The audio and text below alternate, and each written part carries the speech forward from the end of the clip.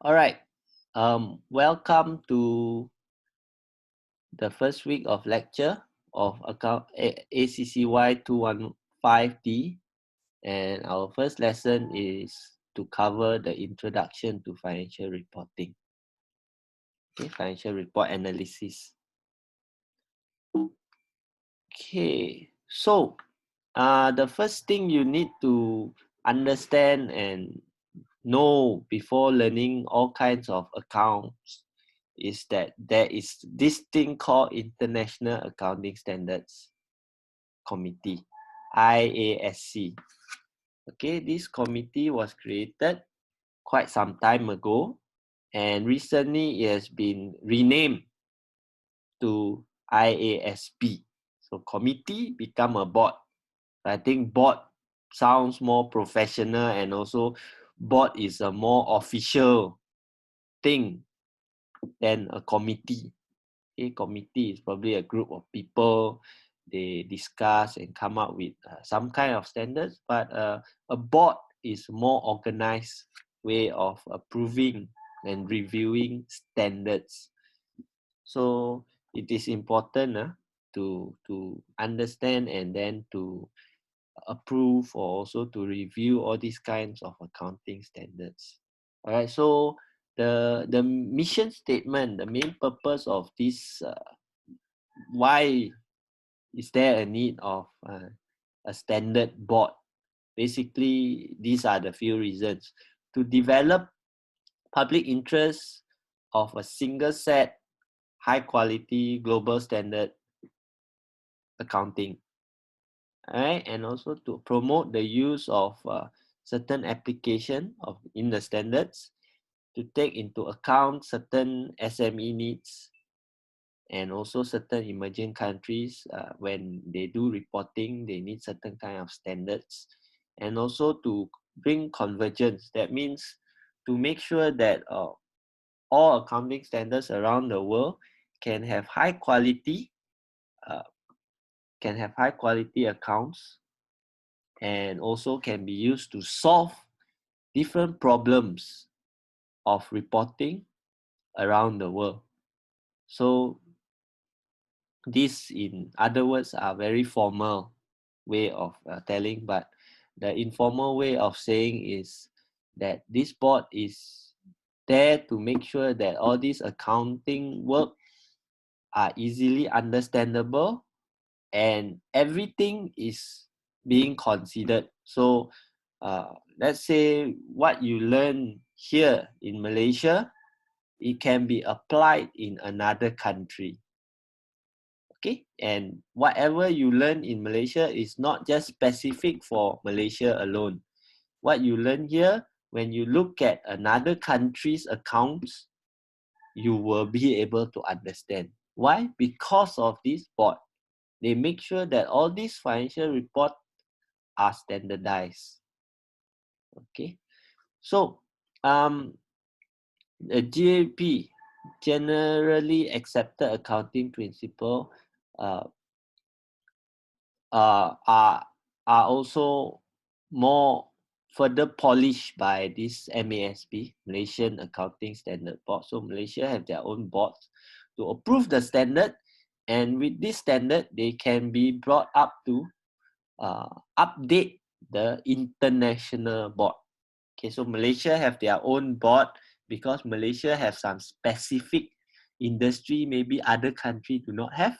Like Malaysia, we are famous for producing rubber glove. We are famous for producing palm oil. Certain industries, okay. In other countries, maybe they do not have palm oil, so they do not how to understand or do not how to report palm oil kind of reporting, palm oil industry reporting. So Malaysia is there, this MASB is there to advise and to approve all these standards to make sure that it complies to the international standard. Okay, so they are involved in and they have to be involved with the Companies Association of Malaysia, SSM, Securities Commission, SEC, and also the Bursa Malaysia. Okay, all these companies of different level, small companies, medium, and also big companies that are listed in the board, in the Exchange Board of Malaysia, to make sure that all their reporting is in compliance with the latest accounting standards. So every year, from time to time, when they have noticed something new, they will upgrade and then they will approve these standards. Okay, so that these standards will always be updating and improve for that matter, so that nobody can go around it and there will be less and less question. Okay, if they do not update, problems will keep coming up, new problems, and then there is no standard answer to it. So once there is a standard answer, they will update this accounting standard so that when everyone have question, they can just refer. They don't have to keep asking. Okay, so the goal is to have as little question as possible. Okay, the reason why I started off with introduction and those also is so that in the future you have as little question as possible. I cover all your question first. I give you all the answers and so on. Okay, so Financial Reporting Act. This can be quite boring. All this Financial Reporting Act, but you just have to understand what is being covered in all this act. So here, this section 27, they mention that any standards that have been issued and by MASB have to be complied with a certain requirement.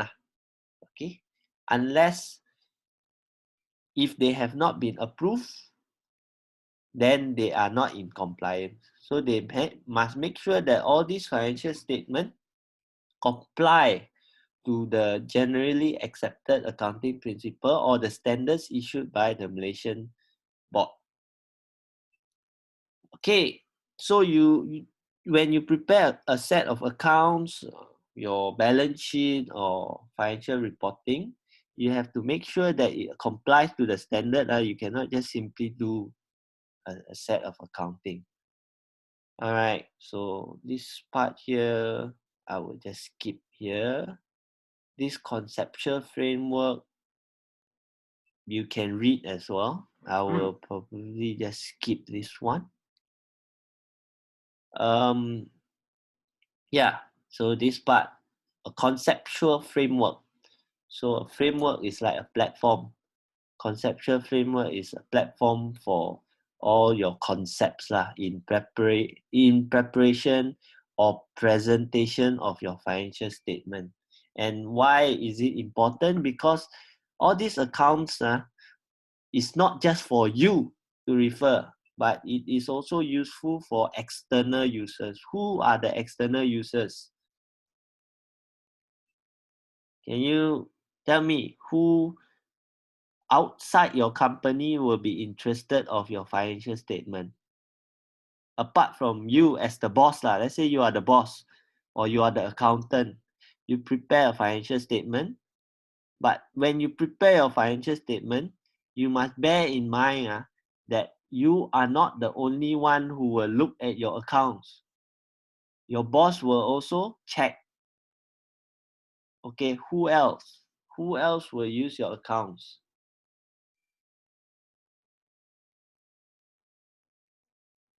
Come and just tell your answer if you are convenient.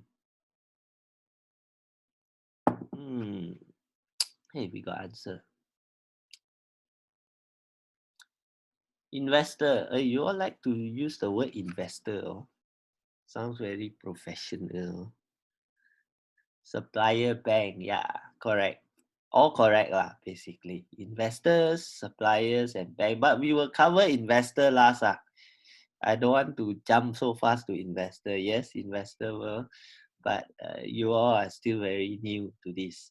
So very important, suppliers. Correct. Because supplier, before they deliver things to you and provide you credit. They give you, that means they deliver things to you, supply product to you, but they don't collect money first, you know. They give you an invoice, they give you credit terms. But before they can give you credit terms, how do they know that you won't cheat them? How do they make sure that you will pay them? So they can check your accounts. So as long as you are a registered company, a registered corporation in Malaysia, if you are registered, your details will be published online.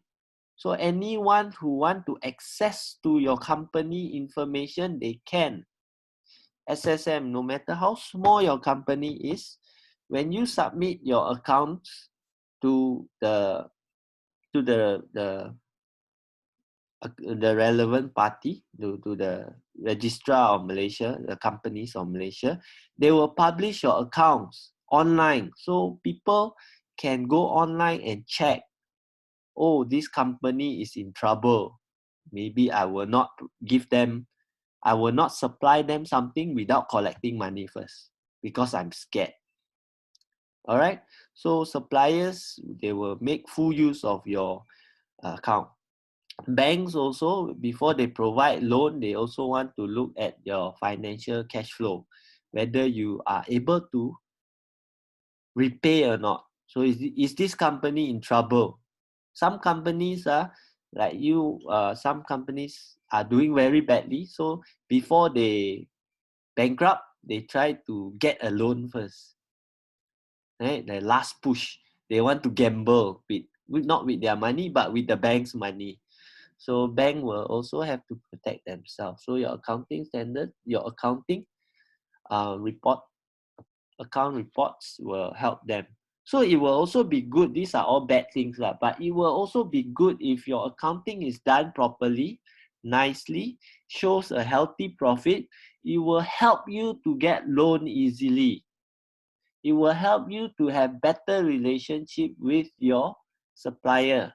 So it's good also to have a proper paperwork of your financial statement recorded so that people can refer to it. These are all the good things and also bad things that you can benefit, okay, in preparing a good financial statement. All right, we go on to the next page. Okay, so the objective of financial report is to provide financial information about the company, which will be useful to all potential investors, lenders, and also creditors in making decisions, as what I said earlier. So these are all stakeholders of a company. So what is a stakeholder? Anyone who has interest in your company. It can also be employees. So the employees there are some companies during MCO, employees do not pay salary, or employees a bit funny sometimes. So even employees can check on their employers. Is this company able to pay me? Owe me 3 months salary. It's not paying me salary now. Can they pay me later? And things like that. So employees can check on their employers to make sure that this company is also doing okay. Okay, all the stakeholders can use this financial information.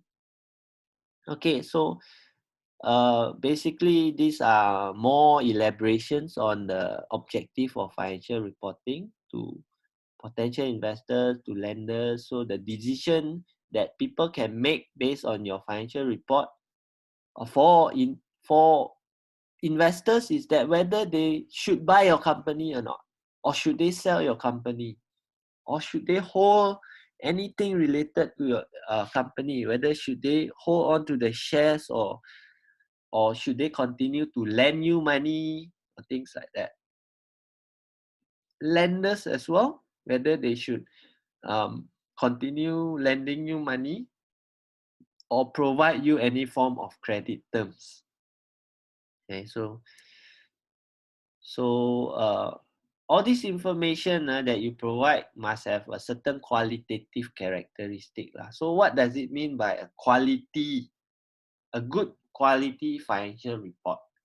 So good quality financial reporting must have relevance here. It mentioned the first main point here, it must be relevant. Everything that we report must not be nonsense. It has to be useful in decision making. So when I will come on to that, what is the meaning of useful later on?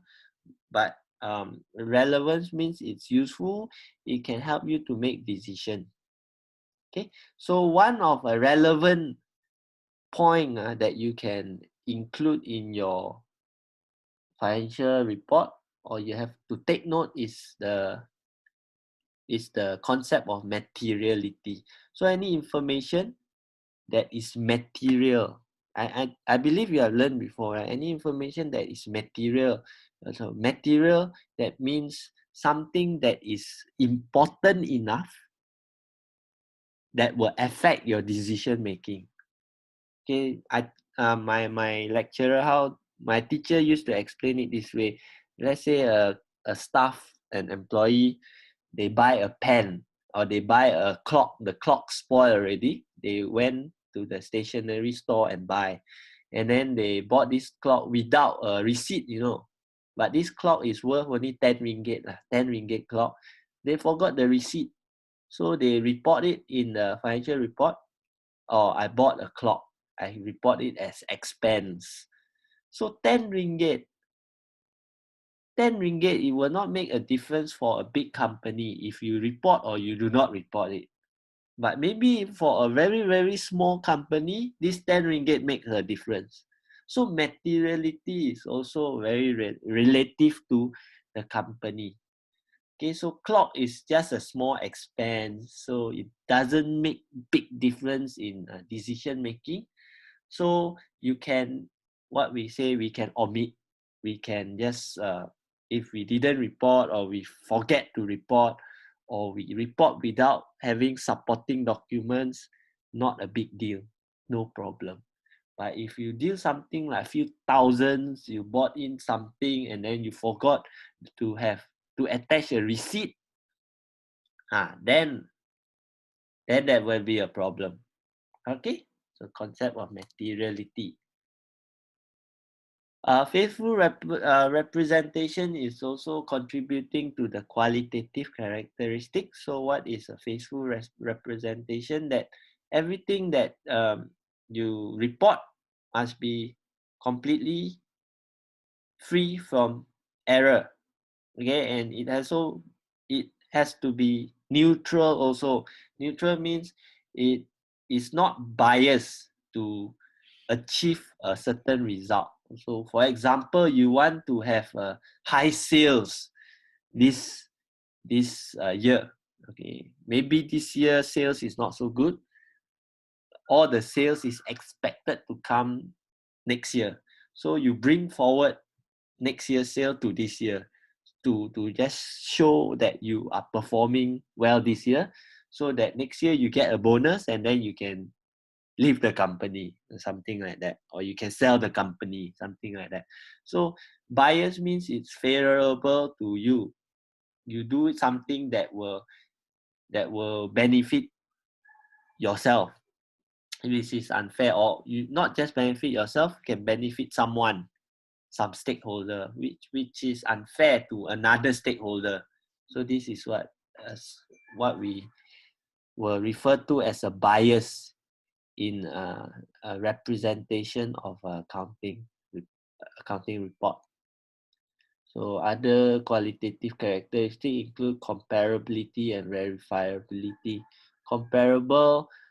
Comparable information allows anyone who look into your accounts can compare with another set of accounts, either this year comparing to last year or the year before, or your this year's accounts can be compared to another company of the same year. Okay, it's easy to compare. Verifiability, that means your information are true and can be supported by the relevant document. So your information that you provide is of high quality and can be verified. Okay. It also can be, these are also further qualitative characteristic. Timeliness, that means the information is produced at on time for decision making to be made. Okay, you don't want to prepare it too late or too early. If you prepare too early, that means after, if you prepare all your documents before the MCO, after MCO, you said, later on only we report the after MCO, which is unfair. If it is 1 year, then 1 year you have to report including the MCO period, so that people can use this information to make decision. Okay, timely, so that it's not biased also, and it's easy to understand lah, which is falls under understandability. Okay, these are all just the quality characters of the financial report lah, which I believe you have already learned, and you all in your second year, I think you also quite good in all this. So this I will say as the boring part, but in the later chapters you will see the fun part, how to compare. We will go on to real life scenario, how to compare two companies, which one is better, and so on. Okay, so we'll go we'll continue from here. Yeah, the constraint of providing a useful financial report may incur a high amount of cost. So to collect information, to verify information, sometimes you appoint an auditor. Do you know what's the job of an auditor? Come, tell me what's the use, or what is the job scope, or what does an auditor do? Do you know? Or do you have any friends or family members is an auditor? So they tell you to come and study accounting, and one day you want to be an auditor. But first, do you know what's an auditor? Yeah, don't know, haven't learned. Oh, very honest. Okay, so you study accounting not because you want to be auditor lah, because auditor are well paid, but they do not have work-life balance. But this, everything I say is being recorded, so it's not good. Okay, so an auditor is to check and verify the information. They are the third part. They are the watchdog. Okay, it's like a police in the company or outside the company. Okay, there will be an internal and also an external auditor. So the job of an auditor is to make sure that the financial report is comply to all the standards that I said just now, and it's also to make sure that there is no fraud, there is no cheating. So you can employ an auditor to help you to check on your accountant. All right, so I have a friend who works as an auditor as an external and internal auditor. So once she get the financial report, what she do, she don't produce the financial report, she check the financial report. So an accountant will prepare the financial report, she will check, and once she check, right, the accounts probably say, oh, I have $1 million in stock. So what does the auditor do? They don't just approve. They will go and ask, where is this $1 million stock? Can I see? Can I check? Can you show me the receipt of this stock? So my friend actually took a plane, flew to Sarawak, check a warehouse to make sure that the stock is there. Okay, so basically this is the job as an auditor, to collect, to verify that information, to make sure that it's true. Then they submit. Okay, then they approve. So they are the watchdog. They are like the police in the accounting world. Okay, so all this information that you produce should have a benefit that is greater than the cost. So to employ an auditor is not free. You need to pay an audit fee, but this fee can be justified that once your accounts are audited, that means it has been gone through the police or relevant checking.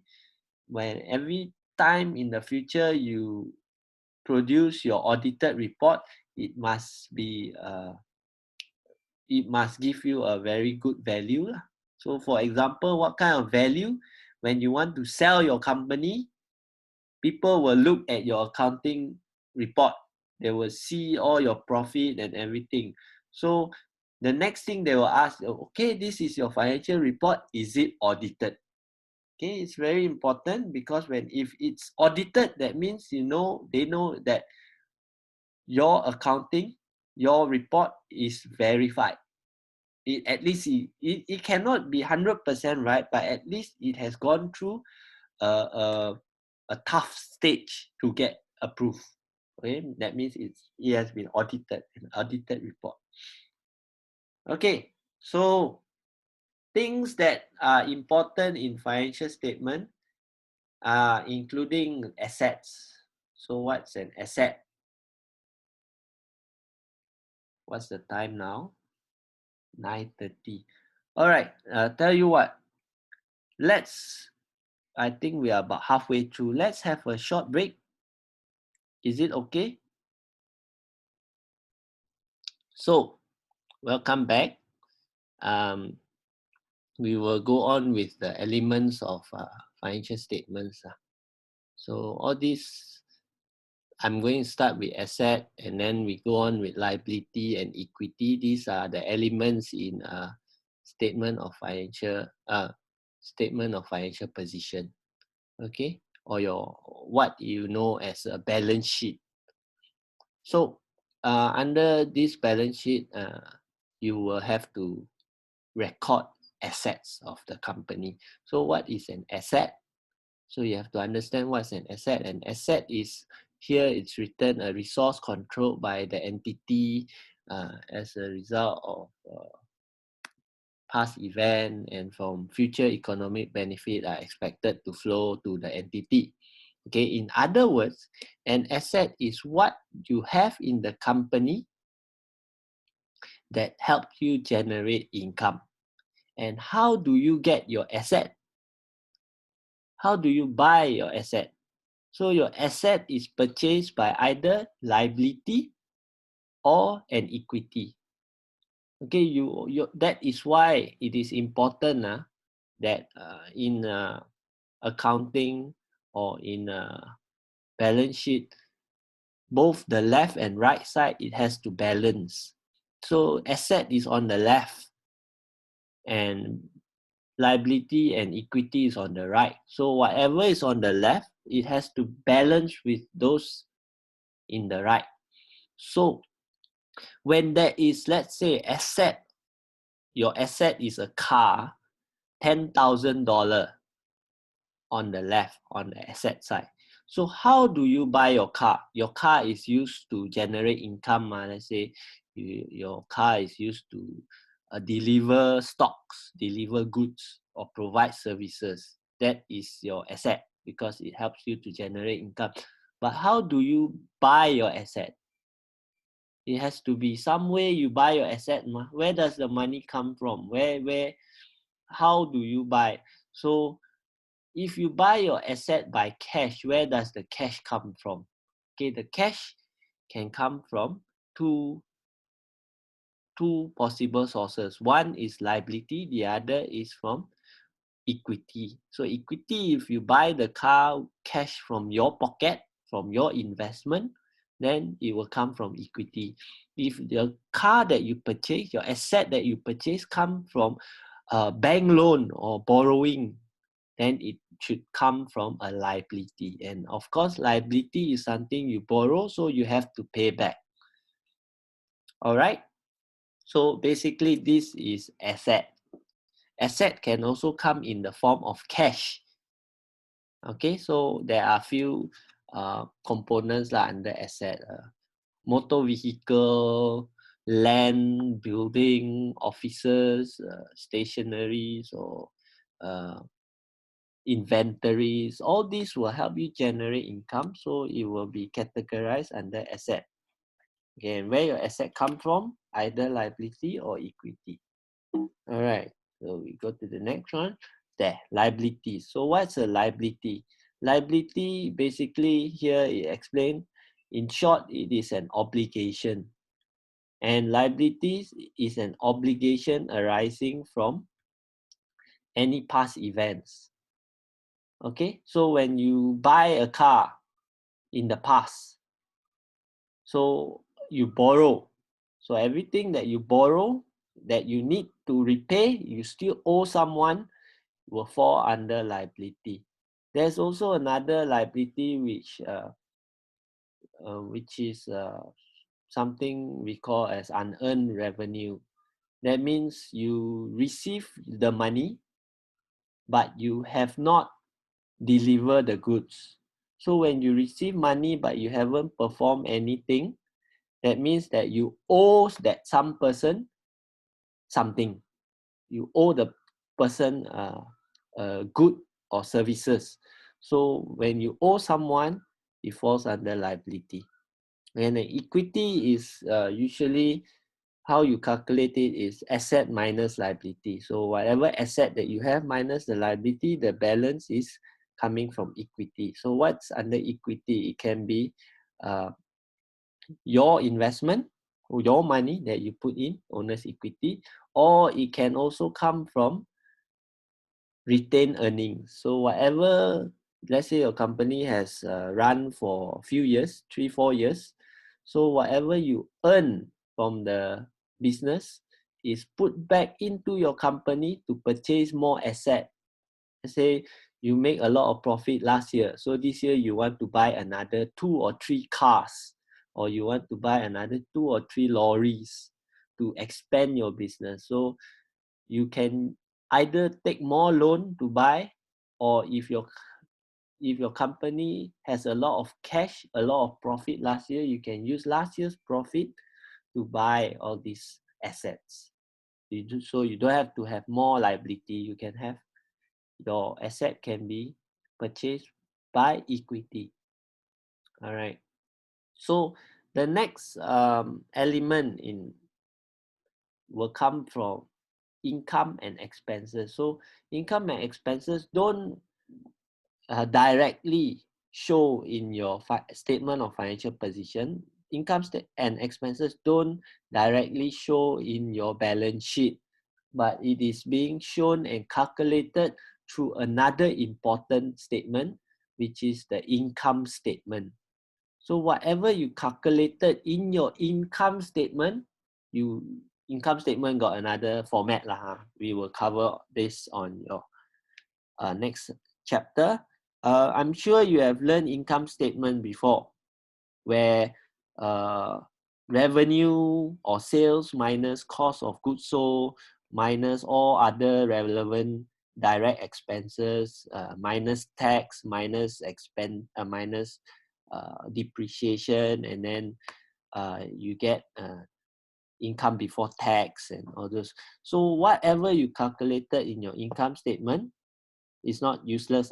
When you calculate the income statement, final amount, you will know how much money, how much profit that your company made last year, and this information can be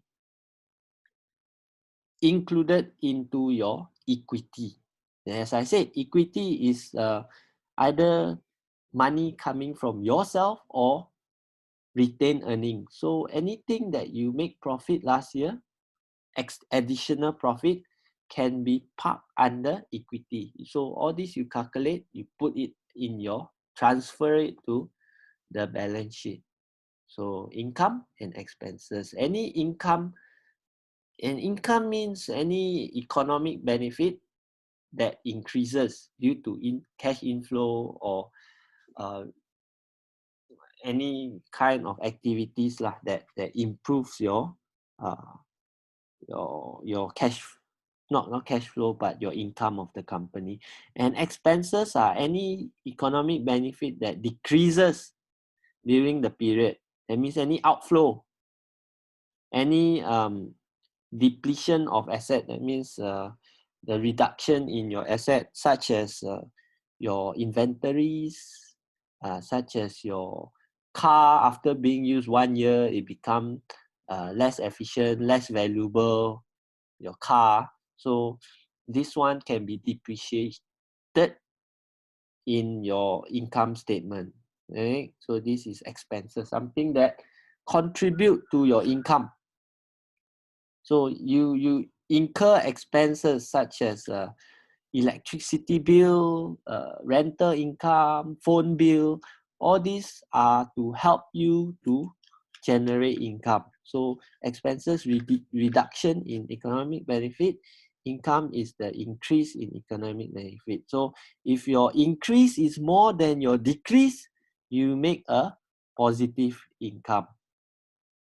If your income is less than your expenses, such as these few months, MCO, a lot of businesses cannot run, so they continue paying rental, they continue incurring this electricity costs, phone bill, everything they continue to pay, but they have no sales. Let's say restaurant, they cannot open shop until now. Now they can open, but before this they cannot open. So salaries, everything they have to pay. Government state that they have to pay. They cannot sack the employees, because if you sack, then quite pitiful. So all these expenses you still incur, but no sales, no businesses conducted. So your expense is more than your income. Therefore, you make a loss. All right. So this is how you do it. So the recognition of all these elements, how do you recognize an asset, liability, income, and expense? So as per your understanding, an asset is something that can help you generate future profit, future economic benefit. A liability is a future economic outflow, something that will go out in the future because you owe them, so you have to pay. Income is an increase in economic benefit, and expense is a decrease in economic benefit. Okay, so when you have cash outflow, you increase your expense. When you have a lot of business, then you increase your income. If you bought a lot of vehicle, you increase your asset. And if you buy a lot of vehicle using bank loan, then you increase your liability also, because you have more future cash outflow. All right. So that is how you recognize all of them. So the next part will be measurement. How do you measure all these things that will be put into your financial statement, such as asset, liability, income, and also expense? How to measure them? There are a few ways to measure. I'll go through one by one. Historical cost. So when you buy an asset or you take on a loan, it can be recorded as a historical cost. So what it was recorded in the past. Okay. Current cost is, let's say you purchase something now. You buy inventories, you buy stocks using your cash. So you can record as how much cash you pay, equivalent to how much inventories you buy. Yeah, I pay 1,000 cash, so cash reduced by 1,000. I bought $1,000 inventory. Inventory increased by 1,000, and so on. So everything that happens currently, you record as current costing. Realizable value, you can also record your asset as your realizable value. This applies not so much on current things, but more on something that you hold for a very long time, such as land. So for example, you bought a land 10 years ago. 10 years later, is the land still the same price? Of course not. The land will increase in value. So when land increase in value, you cannot record it, not to say you cannot, if you record at a historical cost or at the current cost, at current price as you purchase, it might not be right. Because historically, the land is cheap. Currently, maybe they have a certain amount current, but you don't pay for it, so you cannot record as a current value. What you can do is you go on a realizable value. So the amount that you can sell it now. So let's say at now I need money, or I need to sell my company. My company going bankrupt, or I want to sell my company lah. Let's say I want to retire, I want to sell my company. So the value of company comes from the amount of asset that your company has. So let's say my company has many land, a lot of land. I want to sell my company full of land. So how do I value my company? My company value will come to the value of the land. So I cannot use my historical value of land. Then I will get very low price. What I can do is I can revalue my land at the market price, current market price that you can sell, and you sell it for that price. Or in other words, you want to sell, just want to sell one piece of land. So you survey the market price, and that amount that you can sell the land for, you record it at that price. That the amount that you can convert to cash, that is the realizable value. As for present value, not on land, but something that will come in the future. Let's say in the future, I will get a certain amount of, I invest in something. I invest in let's say another business. I'm a very successful business. I want to invest in another business. So I put in, let's say, $10,000 to invest in a business. But this business, very good, keep generating income every year. So when I want to record a business in my asset, it's very hard because a business has no value. How do I value a business? I don't know. So the best way to value or put it in an asset is to estimate their future value, and I discount it today. That means, let's say I invest in Facebook 20 years ago. I invest 10,000 in Facebook.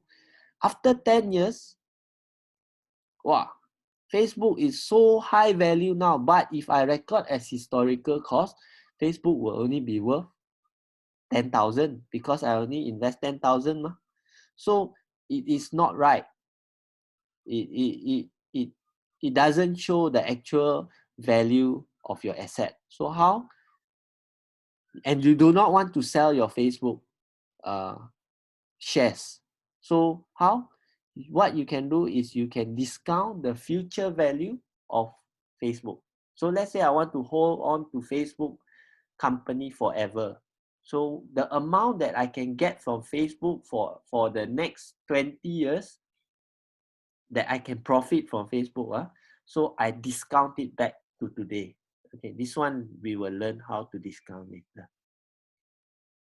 Okay, so any other characteristics or qualities that you can include or is being used in the accounting model includes all these lah. Okay, business entity, going concern. I'm sure you have learned this before in your financial accounting 1 or 2 or 3. Okay, so a business entity states that a business is usually separate from the owner. So an owner is himself, a business is by themselves. It stands on its own. Going concern, that means a company will remain in business for an indefinite period of time. You cannot say this company will only last 5 years. Then it's not. Then that way it will reflect in your accounting. It's not very nice. Okay, so every business that you generate, it will last forever until it goes bankrupt or until it is closed down. Right? For example, you heard of Coca-Cola, right? You all like Coca-Cola, right? Coca-Cola is a company that produces drink, Coca-Cola. Coca-Cola, you know how old is Coca-Cola? Coca-Cola is around for more than 100 years. It has been around since 18 something. So a company like Coca-Cola, you know that it will go on and on. It will not go bankrupt anytime soon. So that is the kind of assumptions that you want to make. Okay, time period is that every business have a limited time where you have to report. So most commonly, people take a time period of yearly, so that they can report things yearly. Every year, they come up with one full set of financial report, or some companies do it quarterly, so that this quarter report can be used to keep track and to generate their yearly report. Okay? Quarterly or yearly or half yearly time period. Monetary unit, all transactions conducted by your business must be recorded in money terms. You cannot say I buy a car, I use 1 cow to exchange for 1 car. So in my financial report, I put 1 cow minus 1 cow plus 1 car. No, you cannot. You have to record everything in the form of money. So in Malaysia, we record it in ringgit. In India, we record it as rupees. In China, we record it as Chinese yuan, CNY. All right? And most oftenly used historical cost is being used to record all kinds of purchase in accounting statements. All right, because that is the easiest way, the most convenient way, because you have the record of it. When you buy something 10 years ago, you have the receipt, so you can record it as historical cost. But along the way, you can make adjustments, such as land will increase in value, and if you buy a motor vehicle or a machine, it will depreciate or decrease in value. So you can make impairments of asset or you can consider the depreciation cost. Okay, so anyhow, you just record as historical cost first. Conservatism is something when you report something. If you are unsure, you have to follow this rule. Okay, that you have to make an assumption, you have to report something. If you are unsure, you make sure that the thing that you put in must have very little impact on the net income and the financial position. All right, and realization of revenue. Okay, this one I have a question for you. When you sell, let's say I am a business. Okay, I sell. I'm a restaurant. I sell food. I'm Old Town. I sell food. So when do I recognize revenue? In fact, when do I recognize revenue? When do I record it as a sale? When you order the food, when I deliver the food, or when you make payment? Which one? When do I recognize value? When do I recognize revenue? When you order the food, when I deliver the food, or when you make payment? Come, tell me.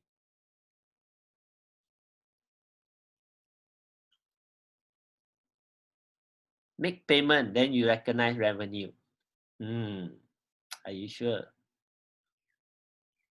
Okay, chocolate question. The earliest one who give me the right answer, I give you a chocolate.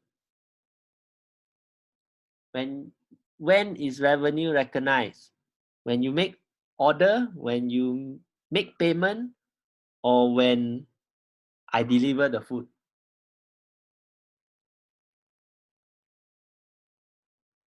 Make order, make payment, or deliver the food?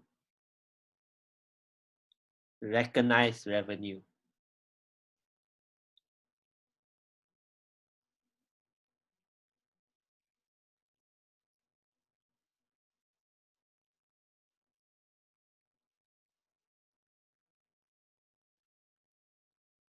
Hello everyone. Asleep ah?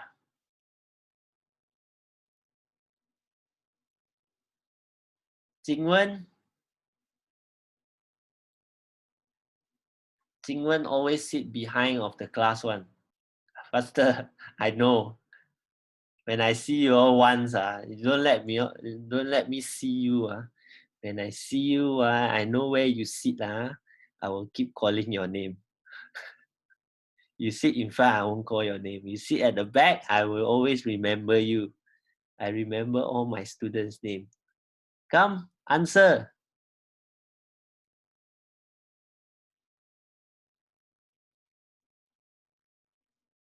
Okay, Wing Hong, Wing Ken, Jia Qi replied. Anyone else? Claim your chocolate. The right answer gets a chocolate. When do you recognize revenue? Make an order, make a payment, or make a delivery?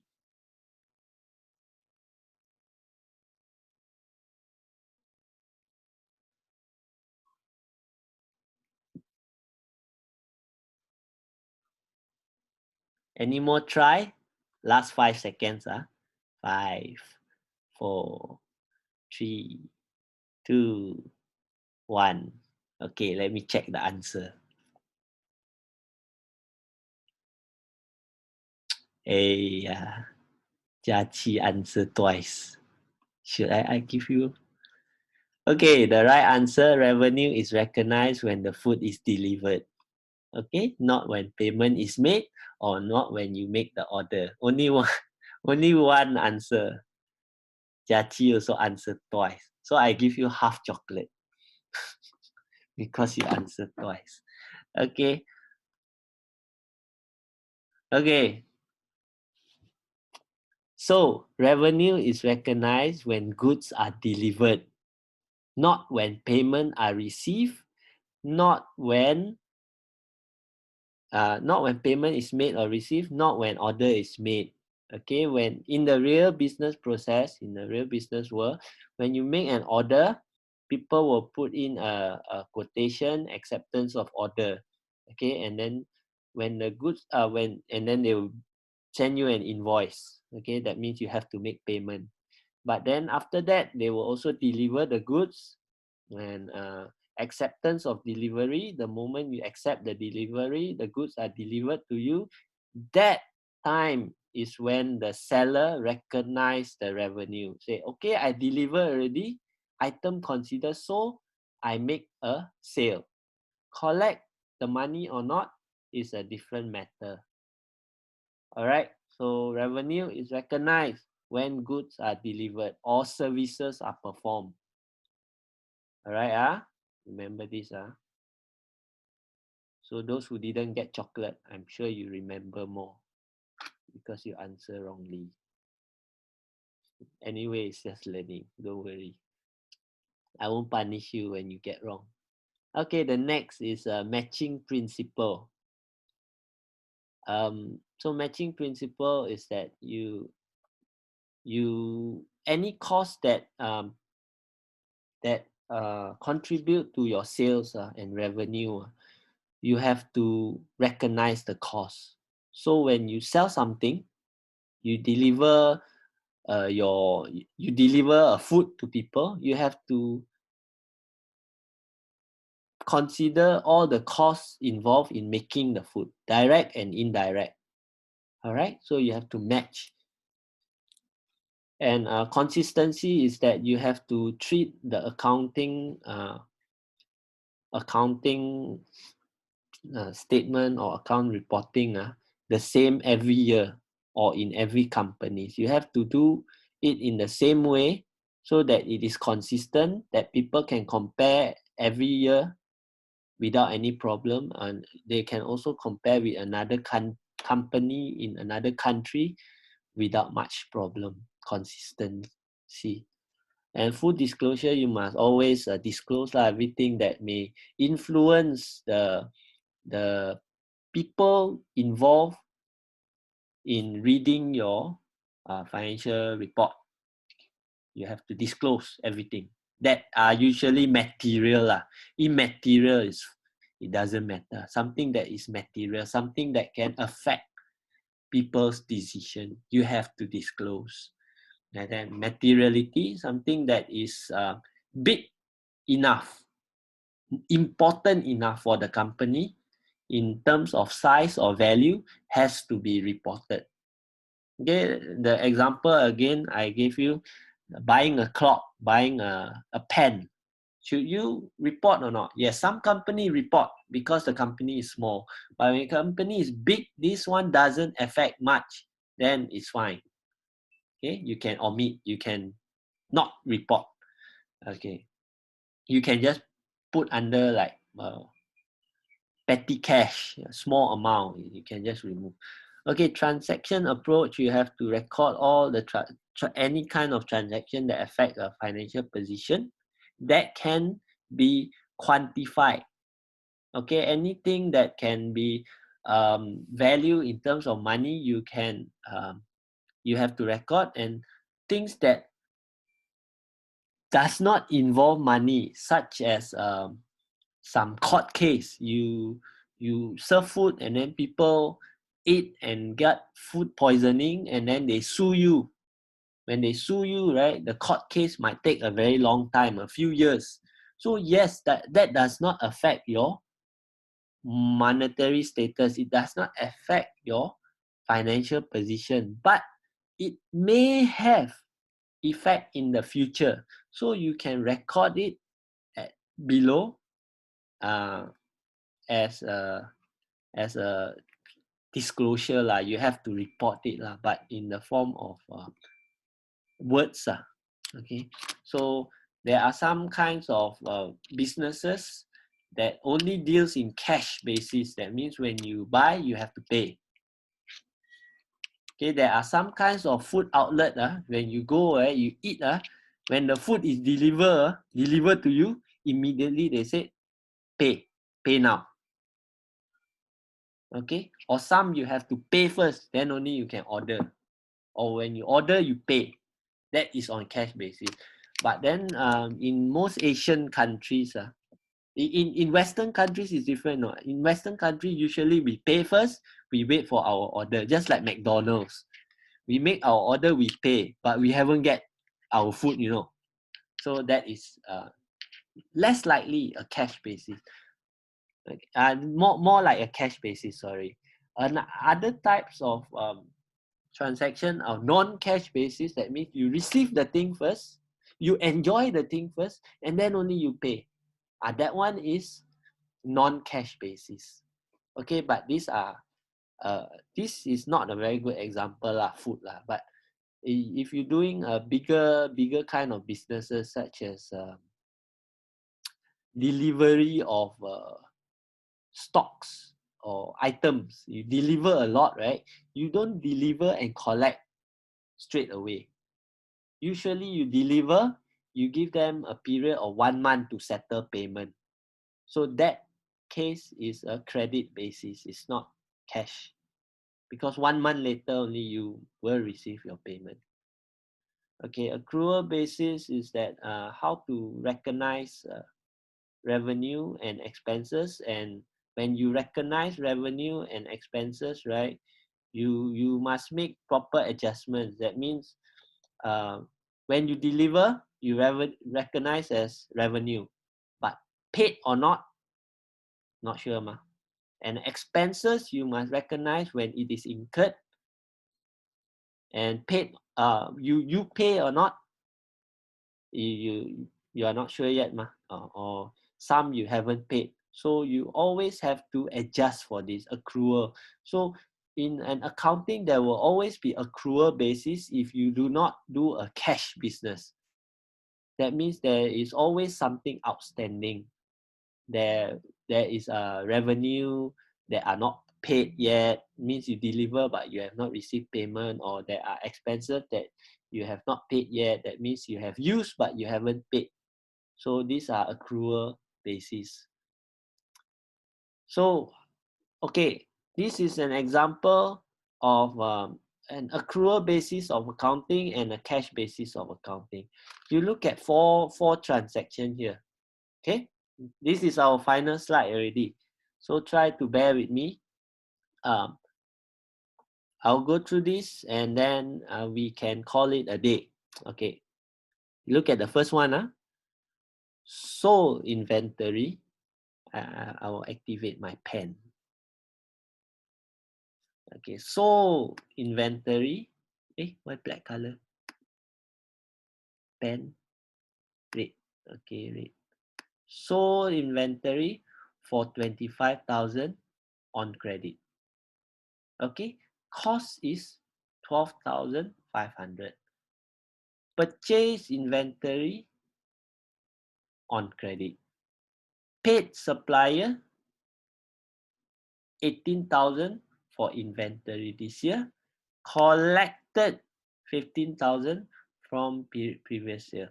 So in your income statement, IAS, income statement is for me to recognize my profit, my income, whether my inflow is more than my outflow or not. So how do I see? Okay, accrual basis.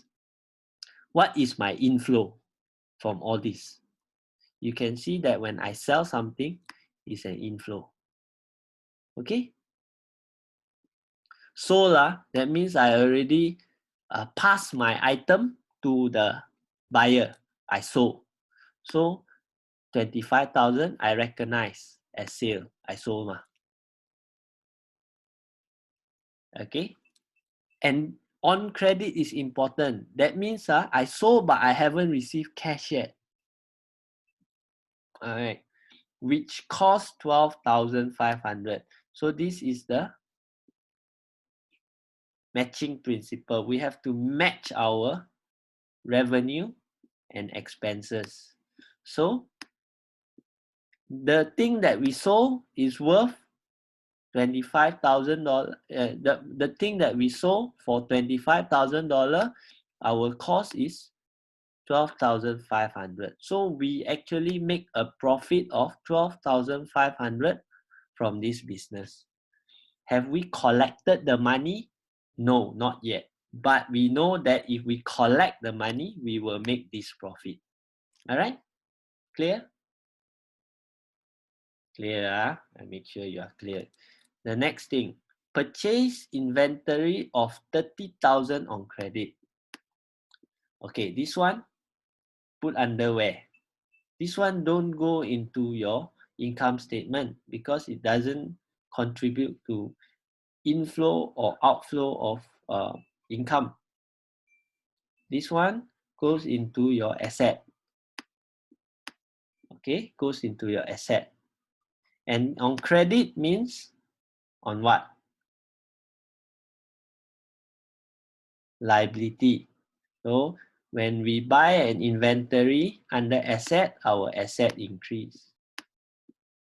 And we buy our inventory using credit terms. That means we owe people money, we don't pay them cash. So our liability increase. Okay, so left side increase, right side increase, balance. Okay, the next one, pay supplier 18,000 for inventory this year. Okay, this one involve cash. This one involve cash. Collected 15,000 from previous year. This one also involve cash. Okay, so this one, if we do a business based on cash basis, we pay cash outflow 18,000, and we collect 15,000 cash inflow 15,000.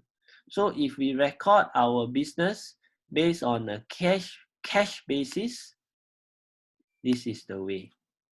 Receive 15,000, expense 18,000, I pay, then I found that I make a loss of 13,000. So which is the better way of accounting, A or B? Give me your answer, A or B. Which is the better way of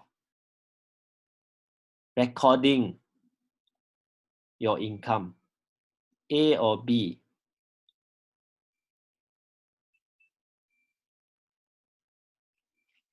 Thinking, think. Which is the best way or a better way to record your income or loss? Is it using an accrual basis or is it using a cash basis? A or B? Like Jiaqi, B. B.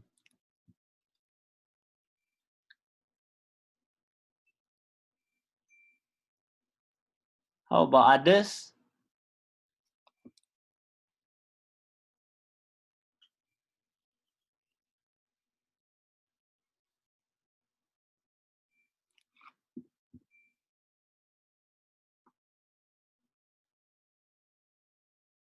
Don't want to answer because no chocolate.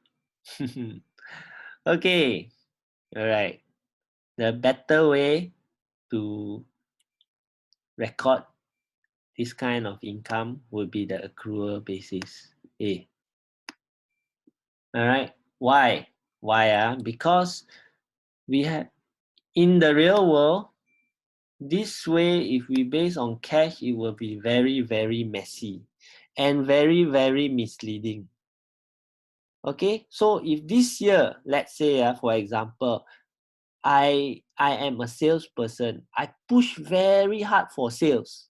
And I managed to sell 25,000.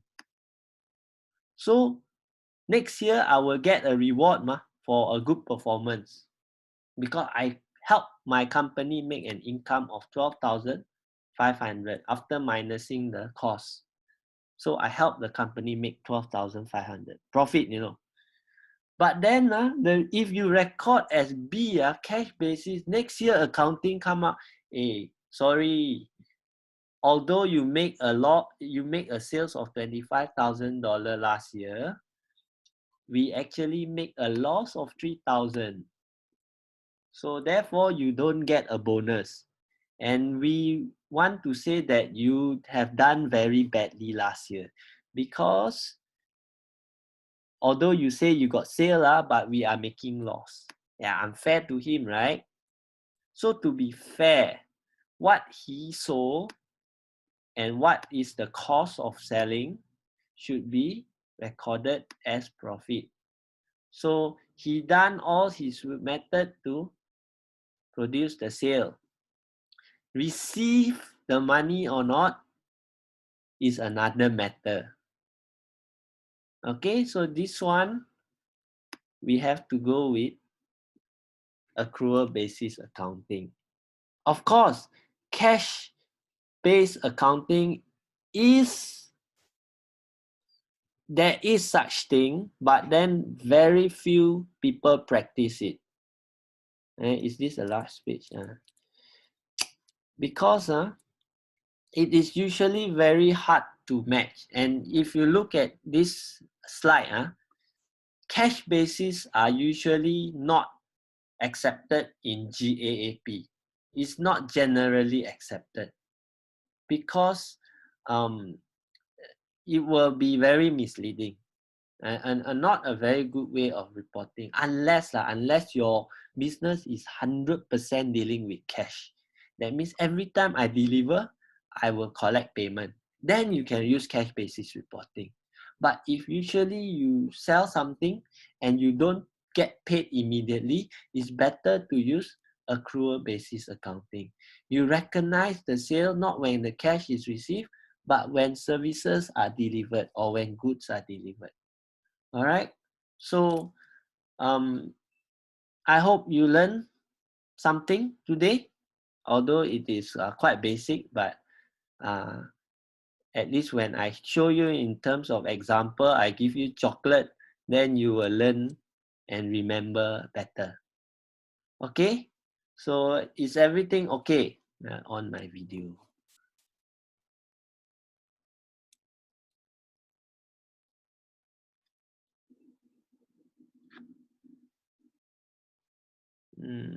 How to see participant?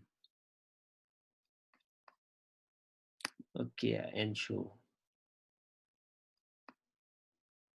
You share, stop share. Yeah.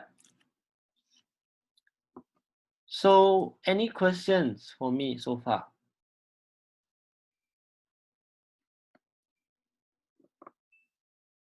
New message. Everyone okay? Wing Hong okay? Okay, okay, okay, all okay. Wow, finish class only you all come back. Okay. All right. So if there is no questions, I think we can almost end our class. If there's questions, feel free to ask me. I will upload more things for next week. Oh, wait. How can you